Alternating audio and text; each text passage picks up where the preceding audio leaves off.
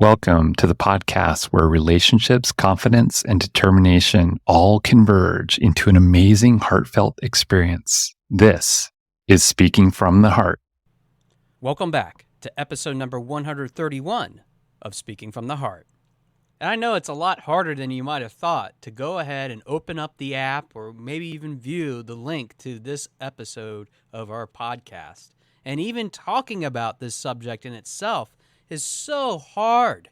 It's so strenuous. It's so tough. Ugh. I can't believe that we have to talk about this because it's harder than I thought. Well, maybe we are making that as an excuse, and maybe we're always saying that as our excuse, when it really isn't as hard as you might think it is. So today, we're going to tackle some of the things that are really tough to overcome, but also at the same token, deal with the thoughts that are associated with making it so tough that you can't achieve it, and why it's holding you back from achieving that greatness. Now, before you even go into thinking about how hard it might be, that might be your first problem. The very thought of saying that you have to deal with something that is so difficult and so tough that you really just don't want to deal with it at all. You have to take that pause. You have to walk away and say, okay, what is really causing me to feel this way? What is really happening? What is making me give up? What's holding me back from always saying that this is really tough to do? Is there something that is traumatic in nature about what we do? Is there something that, even if it's a routine basis that we do, that it's not only hard to do, but it's also strenuous in nature to be able to overcome? Whether we're demoralized or we're destroyed by the daily tasks that we do, whether it's something that we don't do on a daily basis or even on a routine basis for that matter, it can be really hard for us to overcome or even deal with the situation that we have. It's exacerbating the overall outcome of what we might think as something that is easy to do, but is much harder in nature. Think of it this way. I've always heard of this expression that it's a lot easier for us to talk about it, the idea of it, but to actually put it into practice is a whole other situation. It's a whole other discussion for that matter. And I can't tell you how many times that I thought something that would be really easy was actually really tough. I underestimated how much time, how much effort, how much it really took to get involved with the things that I want to do. Whether that it's relating to a business, whether it's relating to relationships I've had, even some of the things that I professionally want to work on to become a better version of myself for that matter. I think that we underestimate the ability for us to accomplish simple tasks, even certain things that we might have as new ideas. Those things that are oftentimes strangers, things that we think are really hard to do, are not very hard at all to deal with. We have this excuse that we always come up with, and some of my cliche phrases are, I don't have enough time to do it. I don't have enough wisdom to be able to accomplish this. I don't think that I have the capability or the skill set to accomplish it. And here's my favorite one. Oh, I'll get to it another day. There are a lot more important things to do than just that. And being that I'm autistic in nature, I always exacerbate what that outcome is, whether that's putting off a conversation, whether it's doing an important task, because I'm afraid of what the outcome would be, the overall task that are involved with dealing with a situation of a magnitude that might be overcoming not only the things that we feel, but the things that we associate with that feeling. Whether we are really trying to overcome something that is really tough or not, really depends on the person that is dealing with it. What might be really hard for somebody might not be as hard for somebody else. And that's why I always say it's about how you go about doing it. It's about how you address it from the vantage point of not only looking at the problem as it appears, but also what it would look like to get to the other side of addressing what that problem really becomes as a solution for that matter. I think the best way to actually talk about this today is to really use a concrete example. I, for one, have found that running a business, especially after many years of working in the nonprofit sector, let alone government experience for that matter, can be really challenging. some of the things that I learned over 20 years ago in high school, let alone even 15 years ago from college, were all circulating back in my mind of how do I actually go about doing it. But even then, 15, 20 years ago, it was a completely different world. Now, with the advent of technology, along with the host of different new ideas and approaches, it can be very overwhelming for somebody of my stature to be able to work on a variety of different things. It means actually prioritizing learning new skills, new abilities, being able to overcome some of the challenges that we often have so that we don't get stuck in a rut. And I know for me and some of my fellow business owners that are listening to this, I know it can be very tough sometimes to overcome some of the challenges that we have, especially when it comes to not just the things that we have to work on a daily basis, whether it's from the accounting, the administrative, even the overall financial picture of our company. But it might even be about working with clients, being able to take on new ones, assess where we're at with certain projects, and being able to catch up while working on a finite schedule of time. The resources that we have, the different tasks or projects that we take on, especially as being business owners, can become a little bit overwhelming to the point that we are looking at ways in which we can streamline our ability to function with all the different things that we need to do, while also trying to minimize costs as much as possible, especially in this climate that we live in with high inflation and so many different things that are occurring in the world, even as of this recording. Even with all the things that we deal with, all the different phases of our life in which we might be going through, one of the things that really ring clear to me is that we have this excuse of it's harder than I thought, so I'm going to go ahead and push it off. But what if we say that to every single thing that we do and we never get anything done? In other words, if we keep on saying that we need to hire someone, but yet we still continue to find ways to try to do it ourselves, is that really helping us to achieve what we ultimately want to do, not just in our business, but maybe even in the personal and professional relationships that we're trying to develop? I think that we have to look at this from a concept of time management, but that's not the only way to look at it. We have to look at what are the costs, the opportunity costs, if you will, by missing out on important life events. Maybe even having that date night with our wife or husband. Having that relationship with somebody that we deeply care about as a friend, or even being there for family when it counts the most. Those are the moments that sometimes even the precious things that occur in our lives are being missed out on because we didn't manage our expectations of the thoughts, feelings, and emotions that we should have managed more accurately and more from a standpoint of being able to see the bigger picture. That's why we keep on saying it's harder than we thought.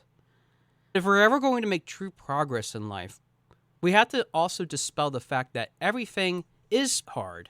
Everything can be difficult if we are choosing that mindset in the first place. And I'm not saying that everything is easy to do. No.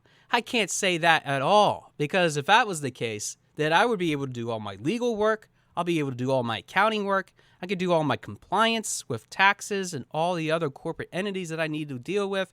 I would have an easy time marketing my brand, working with clients, being the best version of myself, have the best relationship with my friends, family, and even a significant other if that ever comes to my future, along with a host of other things.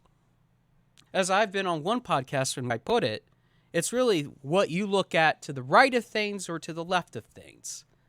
And I love that expression, especially from that podcast host, because it's really about the difference between whether we want to look to the right, we want to look to the left, we want to look up, or we want to look down to face the opportunities or the costs that are involved in those opportunities in order to become not just the best versions of ourselves, but to work through those difficult thoughts that we have. Now, the other side of this is really thinking about the fact that we have a hard time, sometimes. And that's not just because of the things that we deal with. It might be because of the environment that we live in. It might have been not a very good day. We rolled out of the wrong side of the bed. We didn't get that bagel made correctly at the local coffee shop to be able to heat up, be able to eat, to be able to consume, because we've been thrown into many meetings And then we discover that there was the error that we should have caught before we ever left the coffee shop. And I get it. Those things do happen. But it also means that we have to regroup. We have to overcome why, every time that we wake up, we always feel like we're in a bad mood. Because if you are waking up in a bad mood, there's something bigger that might be going on. And I'm not saying today that you have to examine every single little nuance that occurs.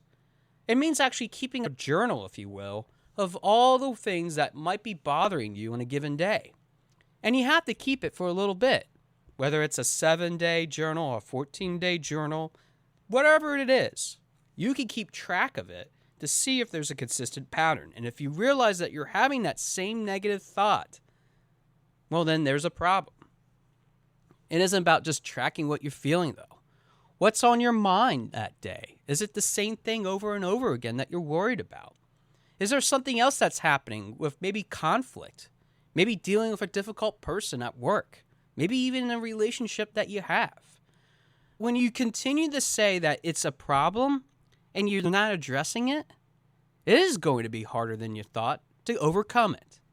It also means you have to handle it in a different way. It doesn't mean all the time, though, that you handle it in the same exact pattern that you've always handled it. Because as I've mentioned in previous episodes, that's the definition of insanity. I also don't want you to give up at the same token, because giving up is accepting that you are that negative thought and that it's much harder than you might have ever imagined. So as I can always say in any episode, I could easily argue, go hire a coach and end it here today. That's it. That's your magic formula.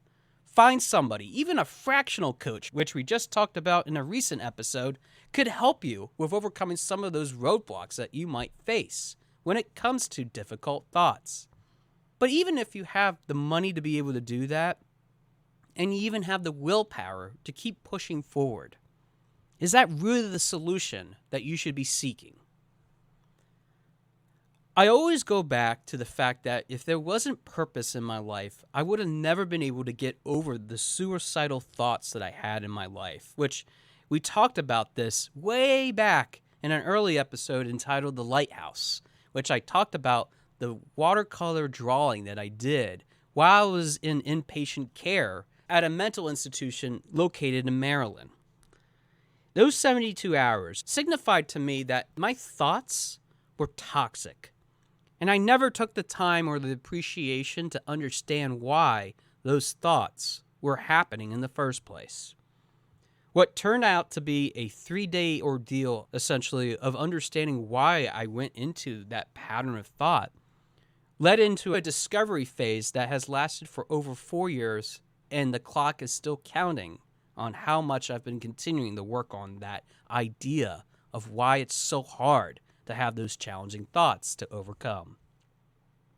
We can have all these different excuses of all the different things that we have to do when it comes to projects, chores, tasks on our list, maybe even overcoming the defeating thoughts that are associated with it. But if we're going to be completely giving up on ourselves to not even attempt to challenge the status quo, it doesn't matter if you hire any sort of coach, you hire any sort of entity that will help you to organize your materials so that you feel a lot better. It doesn't matter what you try, because you will always go back to the same 2 out of 10 ways that you've always been in. It means you have to radically shift yourself so that you don't ever fall into that pit ever again, which we've talked about the pit. Portia Nelson's poem about 5 chapters of how you fall into that hole and getting back up is sometimes what some people live in. And I will be one of those people that will continue to fall into chapter 3. Climbing back up, knowing that hole exists, but yet wanting to be in it, but quickly getting myself back out of it, realizing that was a terrible mistake in the first place. Human evolution, and even human thought for that matter, will always lead us down a path of feeling so bad about ourselves that we will want to defeat ourselves at the same time. That is, by its very definition, the evil that exists in this world. But there's no excuse to continue feeling like you can't make progress, even handling those difficult thoughts that you have. I encourage you, keep track of what you have going on in your life, and trust me on this. Maybe you can overcome what has been defeating you all along. Maybe you will start to realize something that you never realized before about your thought patterns. Because changing mindset is just one aspect of this. It's about being conscious of what is around you. Even when you think in your subconscious it exists, you're not speaking it into existence. That's what I want you to do today. It is not harder than you thought. You're just setting up roadblocks. And maybe even other people are setting up roadblocks for you to be able to achieve that ultimate version of who you are. So don't let them get the best of you, not even yourself for that matter. It's time to overcome. It's time to handle new, difficult matters with a clarity that you've never seen before in your life. It doesn't mean putting off what is happening in the present. It means taking on what's happening in the present in a whole new different way by simply acknowledging that there's a problem. And hey, if there is no problem, maybe you can have that successful business, maybe have that successful relationship, and oh yeah, maybe even work on yourself to become so much better in the grand scheme of things to help everyone else. Because that trademark statement of "it is harder than I thought" needs to stop. Because I want you to be able to say, "This is easier than I thought." And I'm glad that I changed my mind about taking this on. Thanks for listening to episode number 131 of Speaking from the Heart, and I look forward to hearing from your heart very soon. Thanks for listening. For more information about our podcast and future shows, search for Speaking from the Heart to subscribe and be notified wherever you listen to your podcasts. Visit us at www.yourspeakingvoice.biz for more information about potential services that can help you create the best version of yourself. See you next time.